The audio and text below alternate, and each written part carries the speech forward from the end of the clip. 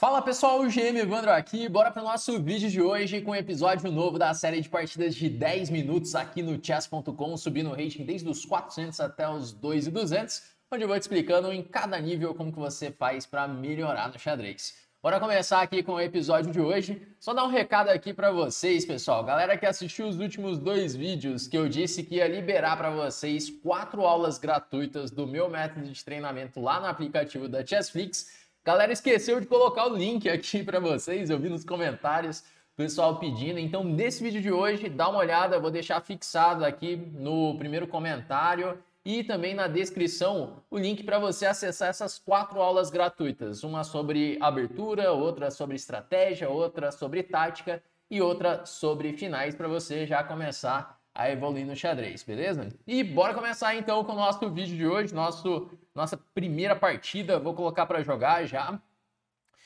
Então beleza, vamos começar. Primeira partida jogando de brancas contra um brasileiro. Vamos jogar aqui contra um brasileiro de 1699, o Fred Santana. Será que o Fred acompanha aqui o canal?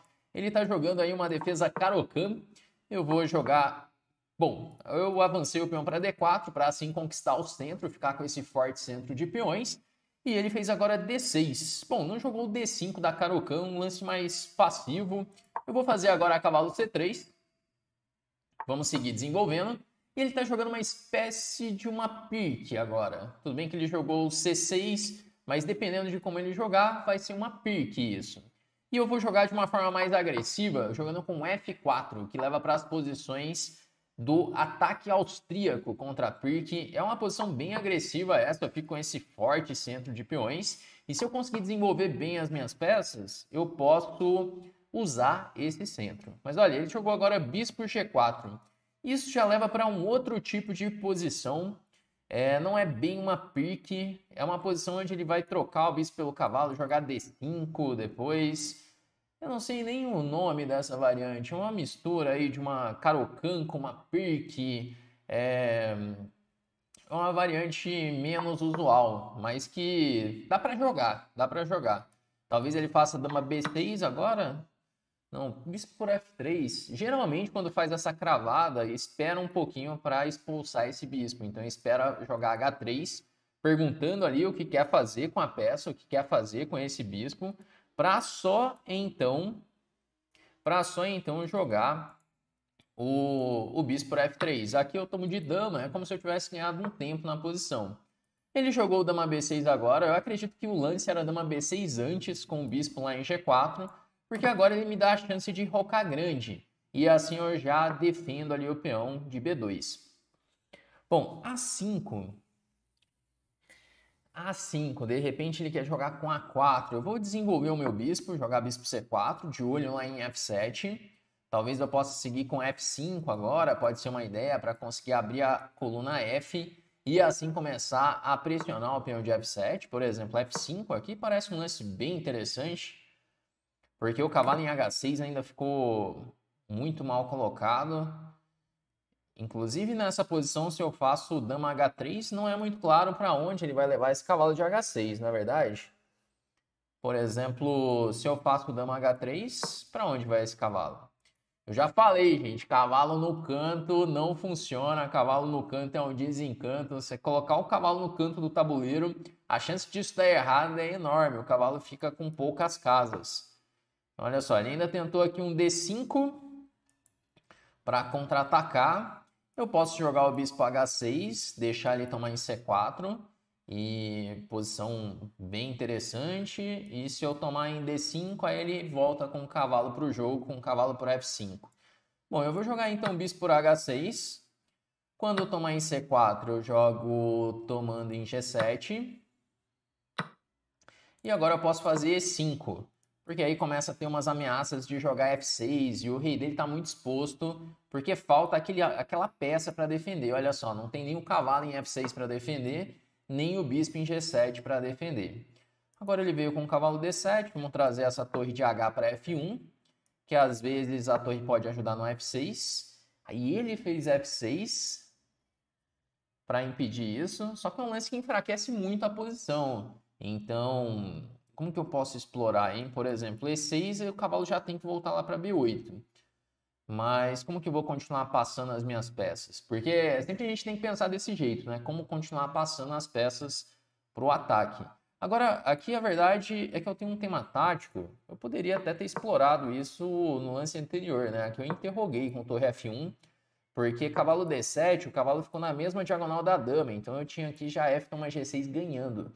Eu joguei esse com certeza interroga, mas aí continua tendo o tema de tomar em G6, que ameaça mate em H7 e ameaça tomar o cavalo lá em D7. Então, basicamente aqui, depois disso, ele já está numa posição de abandono, né? Já está numa posição onde vai cair a peça inteira. Vamos jogar a dama toma D7, ganhando essa peça. E, bom, agora se eu tomar em F6, ele vai tomar de peão.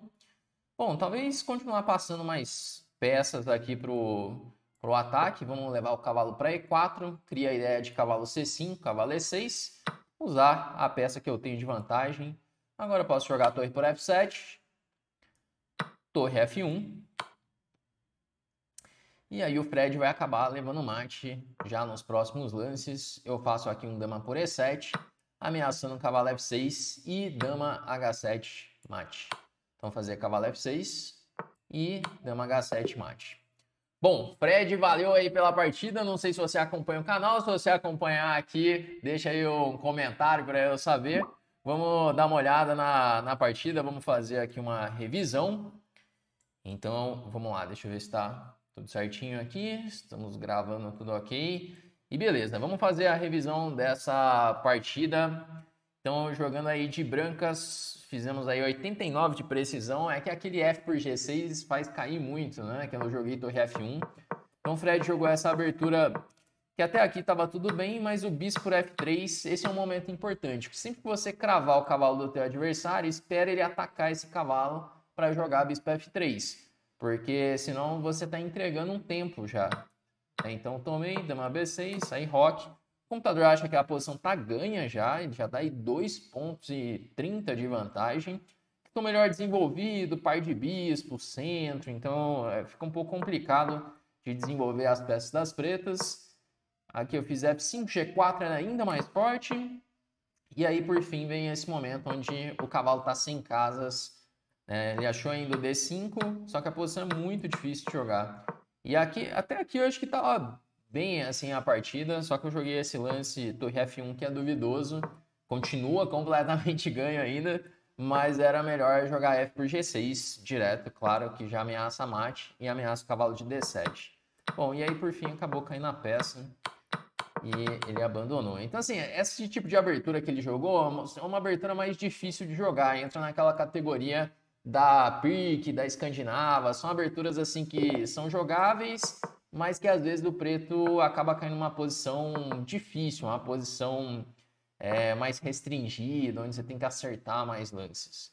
Bom, francesa, o que jogar contra a francesa? Eu vou jogar a variante do avanço, que é uma variante bem agressiva contra a francesa, e especialmente nos últimos anos ela voltou a ser bastante jogada por conta de algumas ideias tiradas do computador, né? Então, especialmente relacionada com o gambito, né? O gambito do peão de D4, que ele vai surgir depois de roque. Só que nessa ordem específica aqui que o meu adversário jogou, eu posso usar de uma ideia que tem lá no livro Meu Sistema, do Ninzovic, que é um clássico aí do xadrez, onde eu jogo D toma C5 e roque para começar a controlar as casas centrais D4 e E5. É um tema que o Ninzovic explica no capítulo falando sobre...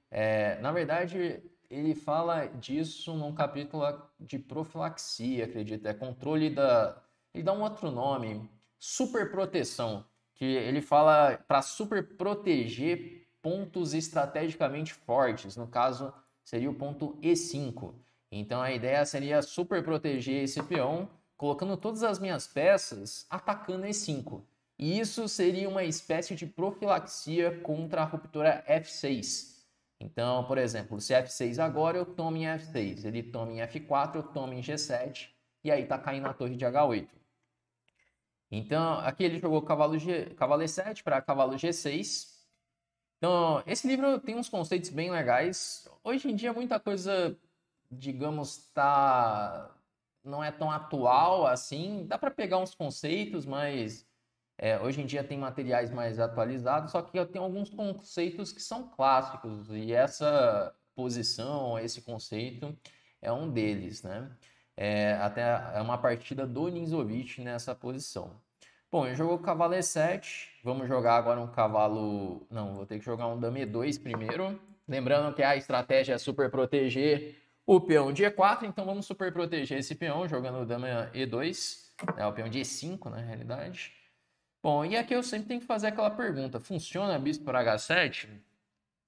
Rei por H7, cavalo G5 cheque. Se rei G8, dama H5. E aí ameaço dama H7 mate. Se tirar a torre, vai ter um dama F7, rei H8, dama H5. Rei G7, dama H7, rei F8.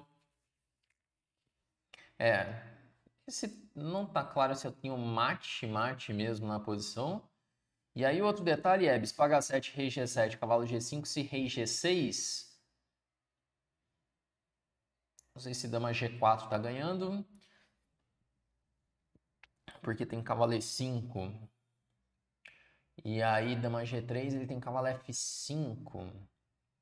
Eu não tenho total certeza se está funcionando esse bispo por H7, porque é um sacrifício que é temático em posições assim de francesa, mas essa posição específica não tá tão claro aqui. Eu posso até sacrificar meio que no coração aqui para ver o que acontece, mas eu acredito que não é tão correto assim o bispo por H7.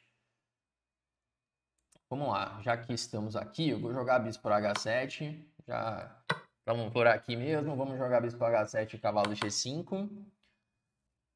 E vamos ver como que ele se defende na posição. Mas é aquilo que eu falei, não acho que seja tão correto esse lance. Porque agora, ó, ele veio com rei G6 mesmo, veio para cima. Eu tenho um dama D3 e G4 para recuperar a peça. Só que... pode ser, às vezes, dama D3, cavalo F5, G4. Cavalo por E5, toma, dama G3. Talvez isso seja jogável até. Vou jogar o dama D3. Dama D3, cavalo F5 é forçado, eu faço um G4. E aí vai virar uma bagunça tremenda a partida. Ué, mas esse aí não tá perdendo a dama? F5 eu tomo em F6 com empassando. E aí é cheque e tá caindo a dama lá em C7. A verdade é que começa a cair um monte de material. Eu jogo ainda mais um... Jogo mais um cheque aqui em H7. Depois eu tomo a dama limpa lá, que aí tá caindo a dama. E tá caindo F8 também. O cara colapsou aqui com o sacrifício do bispo lá em H7. Não acho que tá certo esse sacrifício. Mas é isso, na prática ele tem que achar uns lances ali para se defender. Ele já errou logo de cara. Bom, agora vamos fazer o quê? Um cavalo G5, volto com esse cavalo. E no fim eu tô com uma dama a mais, dama por peça. Bom, jogar cavalo D2, vamos desenvolver agora, trazer a torre para E1 e tomá-la em E6.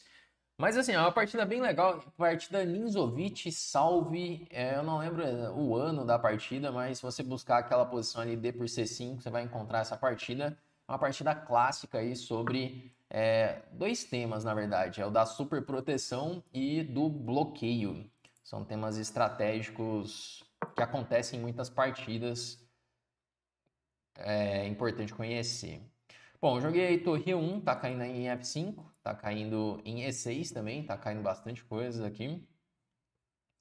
Vamos ver como que ele vai jogar, ele me entregou mais uma peça, vamos tomar em F5, e aí já vai tomar mate nos próximos lances. Ameacei dama F7, mate 1, dependendo do que ele fizer, tem um torre por E6 também. Por exemplo, aqui torre por E6.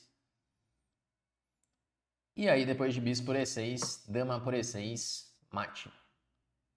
Inclusive, numa das aulas que vai estar no link aqui abaixo, que são as aulas tiradas ali do meu método, que eu liberei gratuitamente aqui para vocês, eu falo mais sobre esses temas estratégicos. Então, na aula de número 3, você vai aprender um pouco sobre o que eu falei aqui, que é essa questão de estruturas de peões, trocas de peça, tudo que eu falei aqui nessa partida, citando ali o Ninzovic, tem a ver com estratégia. Esse livro, inclusive, o meu sistema, é um livro de estratégia, que fez parte da formação de muitos grandes mestres. Bom, mas é isso então, galera. Vamos chegando ao final desse nosso vídeo de hoje. Chegamos a quanto aqui? Chegamos a 1735. Mas antes disso, vamos fazer a revisão da partida. Não fiz a revisão aqui dela. Vamos só passar para ver se o sacrifício foi bom ou se foi ruim, né? Pela precisão aqui, 89 para mim, 68 para ele. Acho que não foi grande coisa o sacrifício. Bom, então tudo teórico até aqui. É aquilo que eu falei já para vocês. Não é porque é teórico que é bom. Essa ordem dele já é um pouco imprecisa na realidade, porque ele permite o D tomar C5. É melhor tomar em D4 primeiro, que a minha ideia era jogar roque sacrificando o peão. Bom, bispo F4, dama E2, e aí roque interroga duas. Bispo por H7 é o lance mesmo, que ele dá como brilhante. Não estava 100% correto disso, mas é isso. Ah, só que a dama é G4, aqui a sequência eu não ataquei tão bem. Que era melhor atacar com dama G4. Dama G4 ameaçando assim cavalo por E6. E o dama D3, ele tinha um cavalo F5 e daí preto tá um pouquinho melhor, ó. Posição complexa ali, né? 0,40 tá mais ou menos equilibrada. Ele já entregou a dama e aí já não tem mais análise aqui nessa nossa partida. Mas é isso então, pessoal. Chegamos aí a quanto? 1735 de rating. Se você gostou desse vídeo de hoje, já deixa aquele like aqui, ele já ajudou bastante o canal. E se você ainda não é inscrito, já aproveita para se inscrever. Todos os dias tem vídeos novos por aqui. Vamos então encerrando e até a próxima.